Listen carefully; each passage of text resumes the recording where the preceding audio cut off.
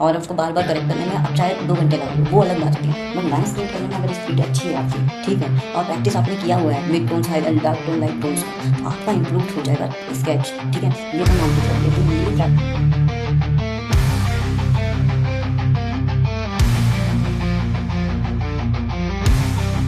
Hello everyone, welcome back to my channel guys. और मैं हूं सौम्य और आप देख रहे हैं आर्ट वाले। Welcome back.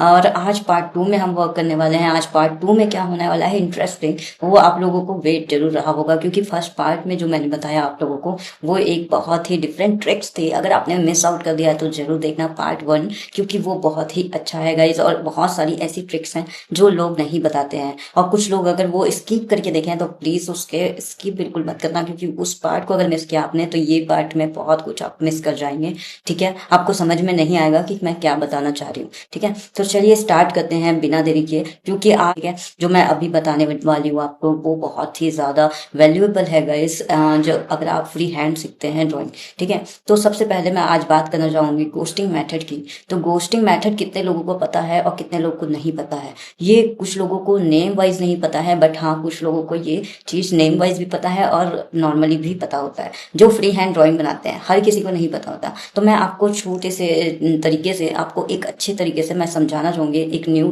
ट्रिक्स के साथ, कि वो कैसे गोस्टिंग मेथड हम कैसे अप्लाई करते हैं किसी भी ड्राइंग पे, और क्या उसका यूज होता है, क्या एडवांटेज होते हैं अगर आप गोस्टिंग मेथड जानते हैं। किसी भी फ्री हैंड आर्टिस्ट को गोस्टिंग मेथड बहुत काम आता है, क्योंकि गोस्टिंग मेथड से ही आप एक अच्छे आर्टिस्ट बन सकते हैं, वो प्रैक्टिस करके ही, है ना। गोस्टिंग मेथड ऐसा चीज है जिसे आप जितना ज्यादा प्रैक्टिस करेंगे उतना ज्यादा आपका प्रैक्टिस करेंगे उतना ज्यादा आपका स्केचिंग अच्छा बनेगा। Ghosting method one of the best method होता है किसी भी चीज को अटेम्प्ट करने का। तो चलिए स्टार्ट करते हैं। मैं आपको बताती हूँ गोस्टिंग मेथड क्या होता है। बेसिकली एक लाइन में पहले बता देती हूँ, फिर मैं करके दिखाती हूँ आपको। गोस्टिंग मेथड वो होता है जब आप पेंसिल को एयर में घुमाते हैं, ठीक है, पेंसिल को यहाँ एयर में घुमाते हैं और उसके बाद आप उसमें ड्रॉ करते हैं, तो उससे क्या होती है, एक डिफाइन लाइन आती है, ठीक है। आपके माइंड में प्रोजेक्ट हो जाता है कि ये चीज ऐसी बनेगी, ठीक है। इसे कहते हैं गोस्टिंग मेथड। अगर अभी समझ में आया तो प्रैक्टिकली मैं करके दिखाऊंगी, पर आपको समझ में आ जाएगा कि ये गोस्टिंग मेथड एक्चुअल में क्या होता है। देखिए, अगर आप सर्कल बना रहे हैं तो ये सर्कल पहले एयर एक बार आपने बना लिया,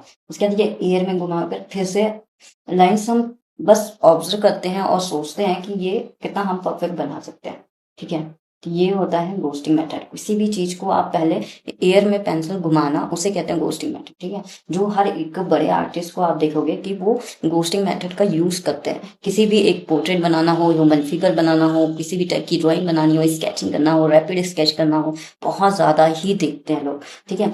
जितने ज्यादा लोगों को आप देखोगे गोस्टिंग मेथड यूज करते हैं, समझ जाना कि वो बहुत अच्छा आर्टिस्ट है, क्योंकि गोस्टिंग मेथड हर कोई यूज नहीं करता गाइस, ठीक है। वही यूज करता है जो काफी प्रोफेशनल होता है और प्रोफेशनल हो चुका है, ऑब्जर्वेशन उसकी बढ़ चुकी है, गोस्टिंग मेथड का यूज उसने समझ लिया है, तब वो अब यूज कर रहा है। और वो चीज को अब तक वो लोगों को शायद बताया हो या ना बताया हो वो मैटर नहीं करता, बट मैं आपको बता रही हूँ गोस्टिंग मेथड बहुत जरूरी है गाइस। लाइक आप देख सकते हो, आपको गोस्टिंग मेथड का ऐसा प्रैक्टिस करना है। जैसे आप देख सकते हैं एक सर्कल बनाया मैंने, ठीक है। सो एयर में रहती है आपकी पेंसिल, थोड़े टाइम आपकी शीट पे रहती है, ठीक है। तो ऐसे आपको एक छोटे से बड़ा ऐसा सर्कल बनाते जाना है, ठीक है। ये होता है एक गोस्टिंग प्रैक्टिस। जितना ज्यादा आप गोस्टिंग प्रैक्टिस करेंगे उतना ज्यादा आपका हैंड इम्प्रूवमेंट बहुत ज्यादा हो जाएगा।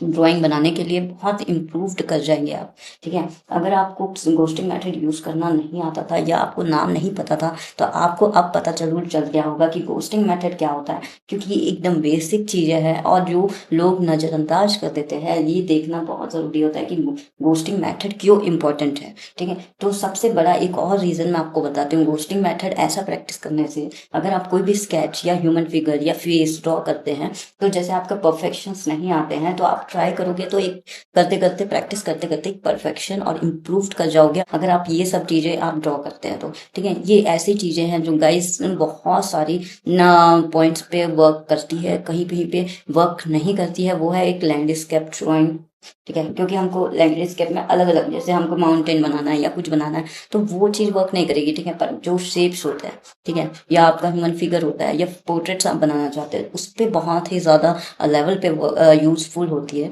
बाकी लैंडस्केप्स में भी होती है, बट ये सब चीज़ों में ज़्यादा यूजफुल होती है। ठीक है, अगर आप भी एक अच्छे आर्टिस्ट बनना चाहते हैं, फ्री हैंड आर्टिस्ट, तो ये इसका पार्ट 2 है। पार्ट 1 मिस मत करिएगा, वो जरूर देखिएगा, क्योंकि इसमें मैंने बहुत इंपॉर्टेंट चीज़ें बता रखी है।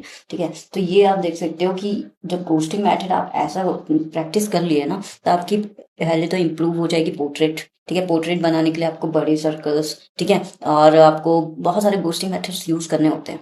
आप देखोगे किसी भी आप बड़े आर्टिस्ट को जब भी देखो, कहीं भी देखो, सोशल मीडिया में या रियल लाइफ में डेमो देखो, जरूर ध्यान देना वो घोस्टिंग मेथड यूज कर रहा है कि नहीं। ठीक है, तो चलिए आप पॉइंट 2 पे आते हैं, जो मैं आपको डिस्कस करने जाने वाली हूँ कि लाइंस के। So light tone, dark tone और मिड टोन्स, ये सब पर बन सकती है लाइंस। मैंने आपको ऑलरेडी बताया वो कैसे बन सकती है, आपको पार्ट 1 में बताया। ठीक है, पर ये बात है कि आप अगर ये ऐसी लाइंस ड्रॉ करते हैं, ठीक है, जितनी ज्यादा आप ऐसी लाइंस ड्रॉ करते हैं, तो आप प्रैक्टिस के टाइम देखोगे कि आपकी जो ड्राइंग्स की है, लाइंस की जो प्रैक्टिस है, वो स्लो हो रही होगी। अगर आप फर्स्ट टाइम यूज करोगे तो वो स्लो हो रही होगी, तो उसको स्पीड कैसे करें।